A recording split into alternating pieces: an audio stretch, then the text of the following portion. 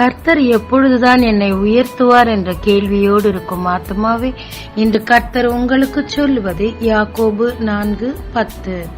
கர்த்தருக்கு முன்பாக தாழ்மைப்படுங்கள், அப்பொழுது அவர் உங்களை உயர்த்துவார். ஏலி சாமுவேலுக்கு சொல்லிக் கொடுத்த முதல் பாடம், கர்த்தாவை சொல்லும், அடியேன் கேட்கிறேன் என்று சொல்லி அடியேன் என்று கர்த்தருக்கு முன்பாக உன்னை தாழ்த்து என்று சொல்லிக் கொடுத்தார். கடைசி வரைக்கும் சாமுவேல் அதை விடவே இல்லை. இறுதியில் இஸ்ரவேலில் ராஜாக்களை அபிஷேகம் பண்ணும் மிக பெரிய ஞான திருஷ்டிக்காரரும் தீர்க்கதரிசியுமாய் உயர்த்தப்பட்டார். ஆமாங்க, தேவன் நம்மை உயர்த்தணும்னா நம்முடைய எல்லா ஈகோவையும் அவர் பாதத்தில் வைத்து விட்டு நம்மை தாழ்த்தி அவர் பலத்த கரத்துக்கள் அடங்கி இருக்கும் போது ஏற்ற நேரத்தில் நம்மை உயர்த்துவாருங்க. ஜெபிக்கலாமாங்க.